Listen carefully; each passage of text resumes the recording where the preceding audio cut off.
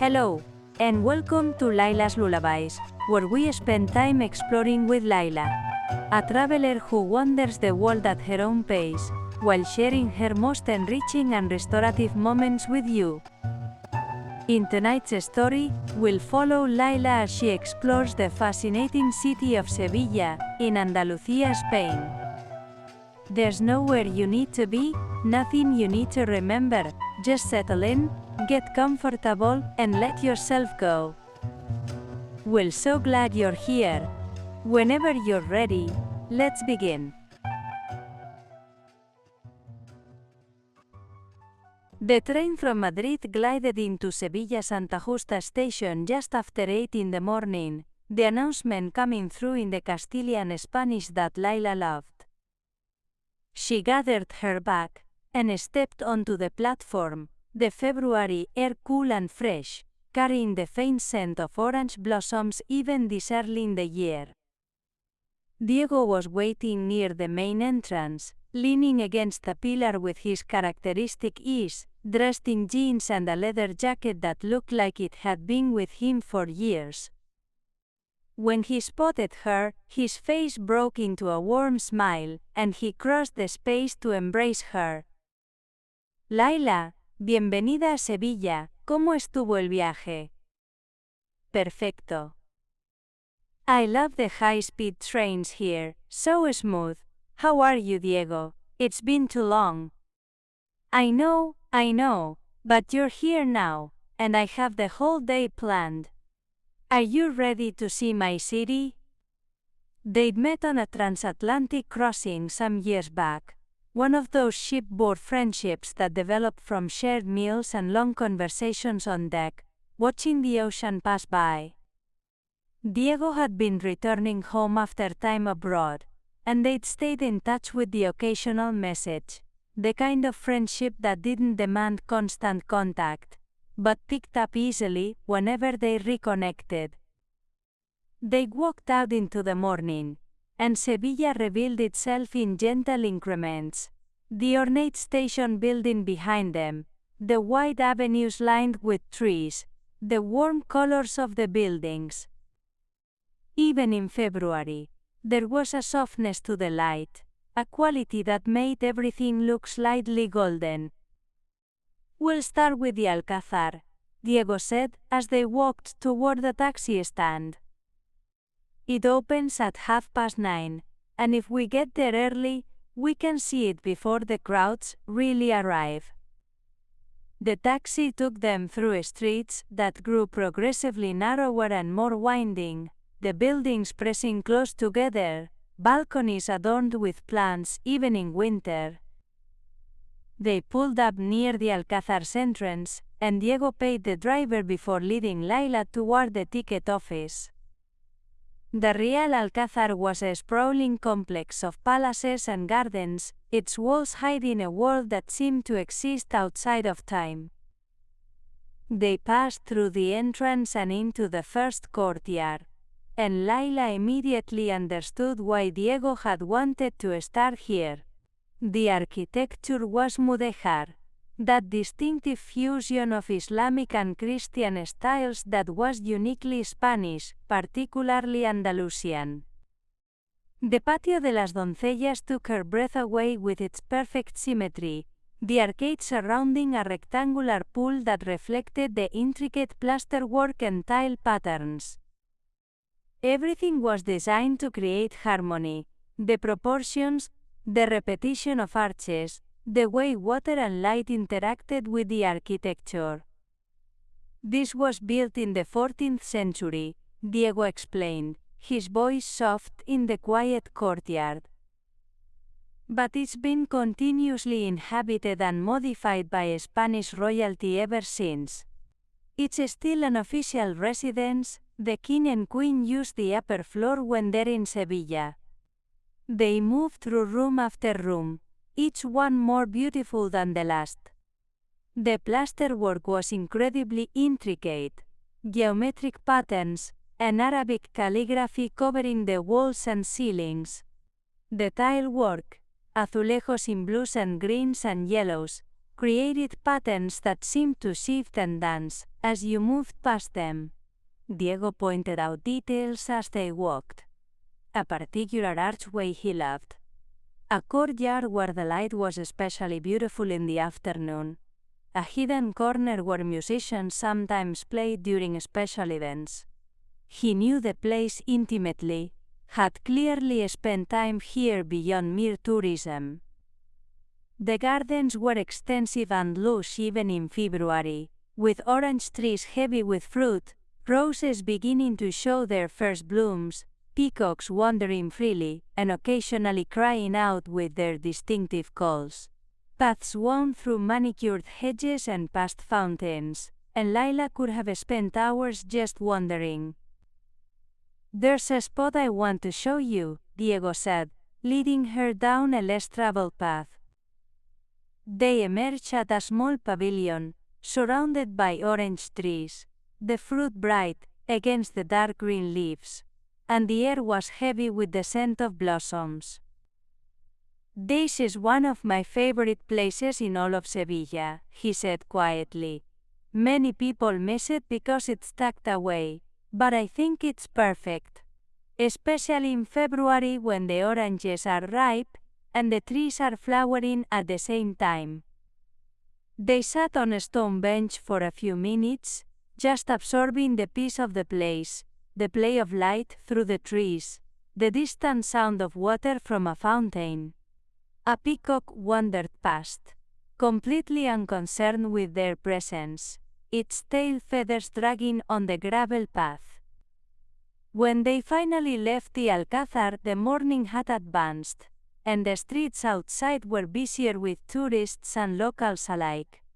The Cathedral of Seville rose ahead of them, massive and imposing, its Gothic spires reaching toward the sky. "Largest Gothic cathedral in the world," Diego said as they approached, "though I think the #1 reason to go in is La Giralda, the bell tower. The views from the top are worth the climb." Inside, the cathedral was vast and solemn, the columns rising like a stone forest, the vaulted ceiling impossibly high. Light filtered through stained glass windows, creating pools of colored light on the stone floor. They walked past the tomb of Christopher Columbus, carried by 4 figures representing the kingdoms of Spain, and Diego pointed out the main altarpiece. An enormous work of carved and gilded wood that took decades to complete. But the real attraction was La Giralda, the tower that had originally been a minaret before being converted into a bell tower after the Reconquista. Instead of stairs, it had ramps, built so that guards could ride horses to the top, Diego explained, and they began the gradual ascent, spiraling up and up through the ancient structure. The climb was gentle but long, and they paused occasionally at windows that offered glimpses of Seville spreading out below. Other visitors passed them going up and down, everyone moving at their own pace, and the thick walls kept the interior cool despite the sun outside. At the top, they emerged onto the bell chamber, and the view was spectacular. The city spread out in all directions, the tiled roofs in shades of terracotta, the Guadalquivir River winding through, the bull ring visible in the distance, and beyond it all, the flat plains of Andalusia stretching to the horizon. "On clear days you can see for miles," Diego said, pointing out landmarks. "There's the Plaza de España, where we'll go later. And there, that's Triana across the river, where I want to take you this afternoon." They stayed up there for a while, watching the city move below them, the tiny figures of people going about their days, the cars navigating the narrow streets. A bell chimed nearby, not the massive ones in the chamber, but a smaller one marking the hour, and the sound was deep and resonant, carrying across the rooftops. Back at ground level, Diego checked his phone for the time. "Perfect. Lunchtime. I know a place nearby that does excellent tapas. Nothing fancy, just very good traditional food.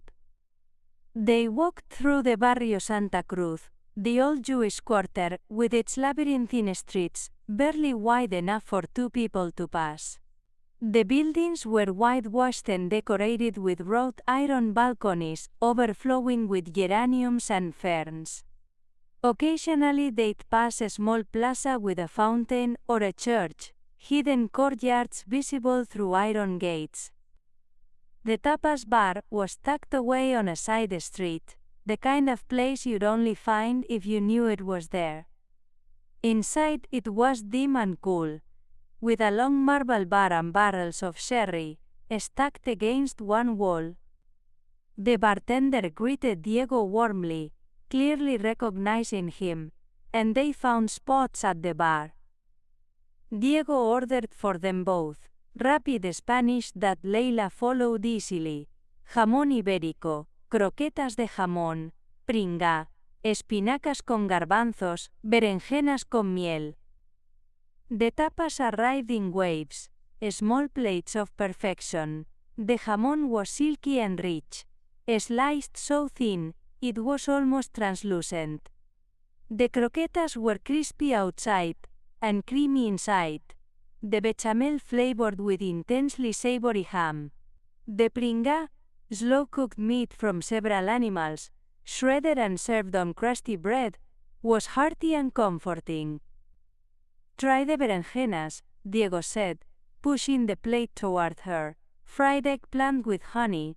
It sounds weird, but trust me. He was right. The combination was perfect. The sweetness of the honey balancing the earthiness of the eggplant, the crispy coating adding texture.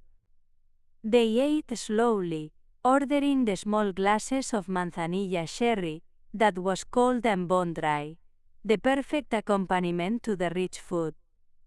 The bar filled up around them, as locals came in for their midday meal, everyone greeting each other, the conversation flowing easily.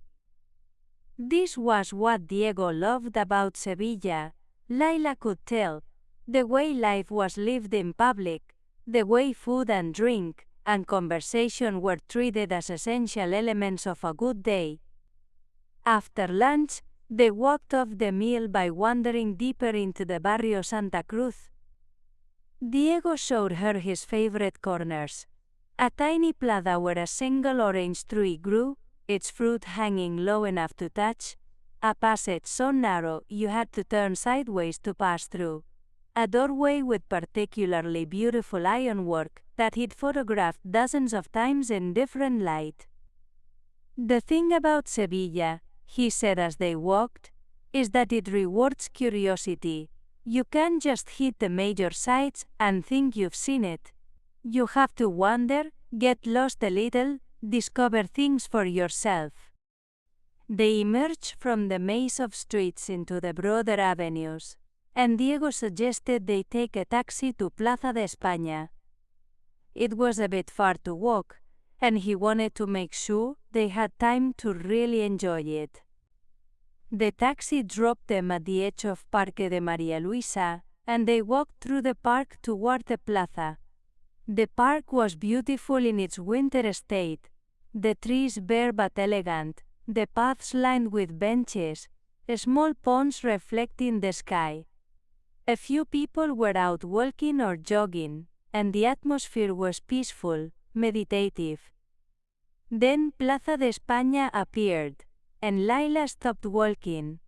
The scale of it was extraordinary, a vast semicircular plaza with a building that curved around it, fronted by a canal crossed by ornate bridges. The building itself was a masterpiece of regional revival architecture, covered in ceramic tiles, with towers at each end. It was built for the 1929 Ibero-American Exposition, Diego explained. Some people think it's too much, too theatrical, but I love it.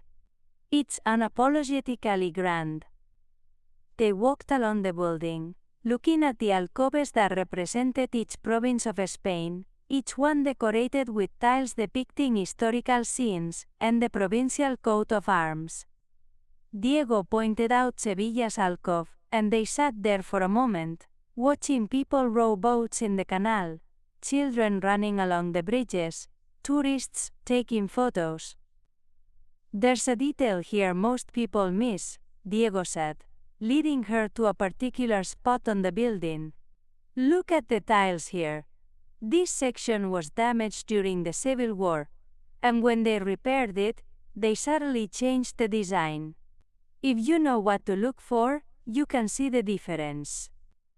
He showed her, and indeed, there was a slight variation in the pattern, a reminder that even beautiful places carried their scars. Their history is visible, if you looked closely enough. They spent almost an hour at the plaza, walking its entire circumference, sitting on benches to watch the light change as the afternoon progressed.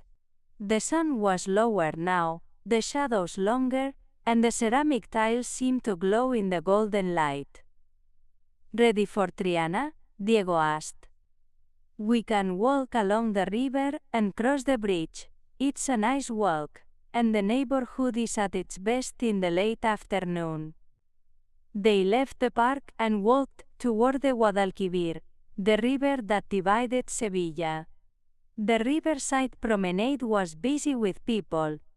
Joggers, cyclists, families out for walks.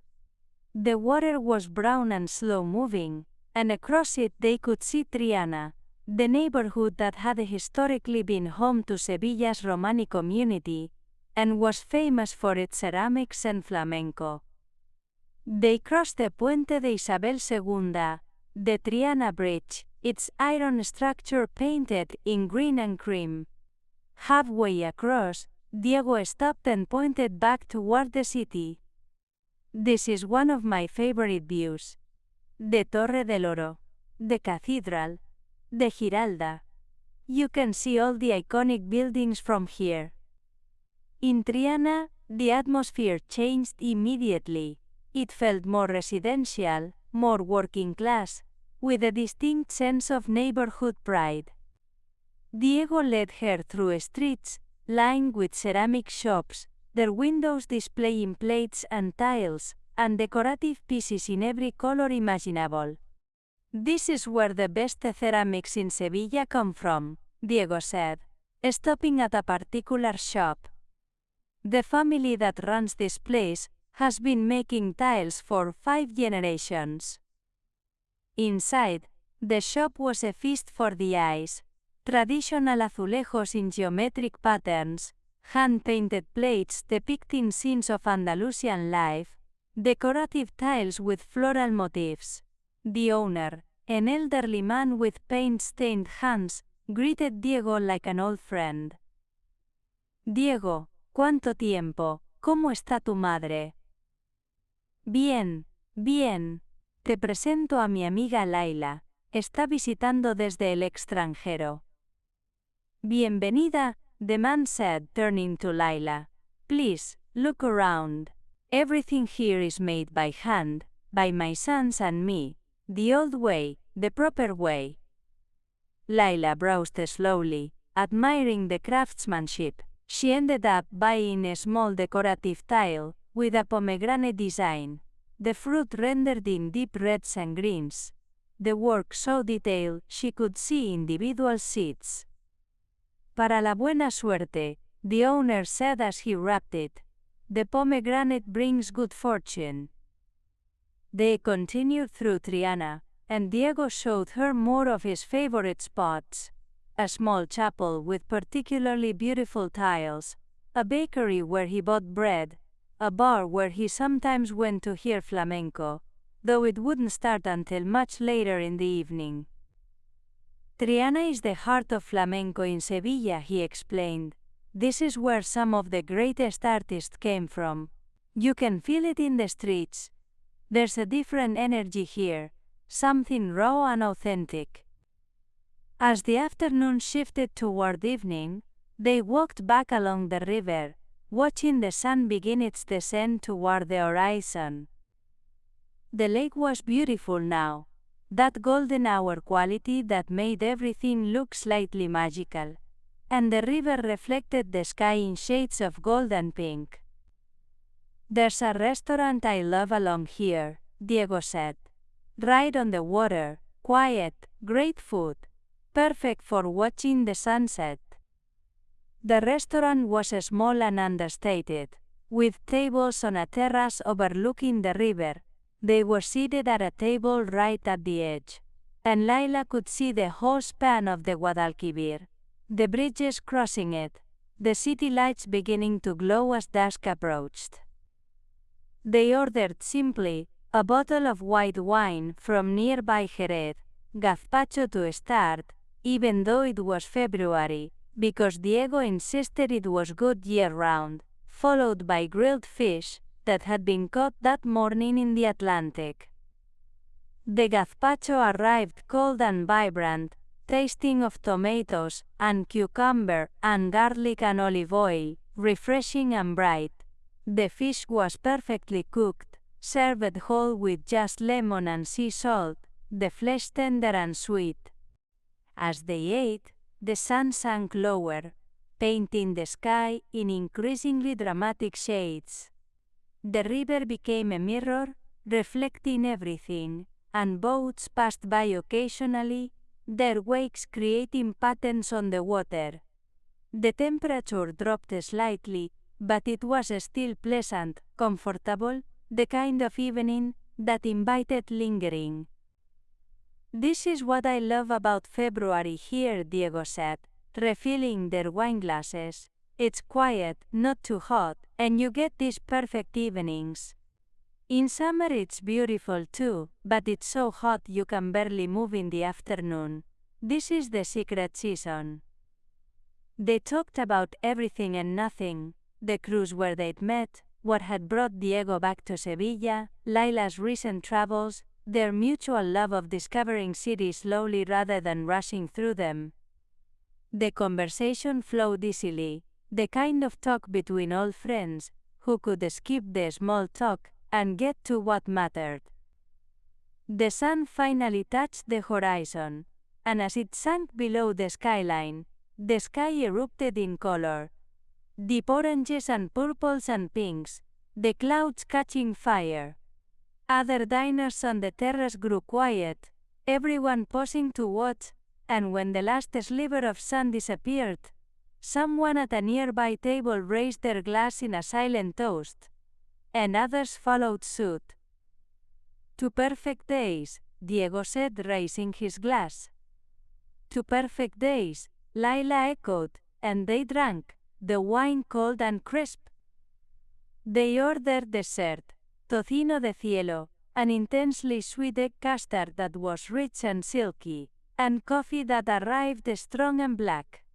The night had settled in fully now, and Sevilla transformed into its evening self, the buildings lit up, their reflections dancing on the river. "I should get you back to your hotel," Diego said eventually, though neither of them seemed eager to end the day. "But thank you for coming to Sevilla. It's been wonderful showing you my city. Thank you for sharing it with me, for showing me the hidden corners, not just the famous places. That's the only way to really know a city, through someone who loves it." They settled the bill and walked along the river a bit more before hailing a taxi. The drive back through Sevilla took them past the illuminated cathedral, the Giralda glowing golden against the dark sky, through the narrow streets of Santa Cruz where lights glowed in windows, and the sound of conversation and laughter drifted from bars and restaurants. At her hotel, Diego got out to say goodbye properly, embracing her warmly. "Don't wait so long next time," he said. "Sevilla is always here, and so am I." "I won't, and you know you're welcome to visit me whenever the wandering mood strikes." She watched the taxi pull away, Diego's hand raised in farewell through the window, and then turned toward the hotel entrance. The night clerk greeted her with a smile and wished her good evening, and she climbed the stairs to her room, her feet tired but satisfied from all the walking. In her room, she opened the window to let in the night air, cool and fresh, carrying the scent of orange blossoms, more strongly now than in the morning. She could hear Seville outside, music from somewhere, voices in the street, the distant sound of hills on cobblestones, someone singing. She stood at the window for a while, looking out at the city, lights glowing warm against the darkness. She thought about the day, the intricate beauty of the Alcázar, the view from La Giralda, the perfect tapas, and the grand sweep of Plaza de España. She thought about Diego's hidden corners, the ceramic shop in Triana, the sunset over the river. But mostly she thought about how cities reveal themselves differently, depending on who showed them to you, how friendship was often about sharing the places you loved, and hoping the other person could see them the way you did. Diego had given her his Sevilla, not just the famous monuments but the feel of it, the rhythm, the particular way light fell on orange trees and reflected off rivers. The February night air carried a hint of warmth to come, a promise of spring not far off. Somewhere in the distance, she could hear the distinctive rhythm of flamenco, just a few bars, someone practicing, or a bar's music drifting through the streets. It faded quickly, but it left something behind, a feeling, a sense of a city that knew who it was and celebrated it without apology. Lyla breathed in the night air, this moment, this city that had welcomed her with sunshine and tiles, and perfect fish and golden sunsets. She felt grateful for days like this, for friends who opened their cities like gifts, for the particular magic of places that had been beautiful for centuries, and would continue being beautiful long after she'd left them, patient and eternal, and endlessly generous, with those who took the time to visit them with open hearts.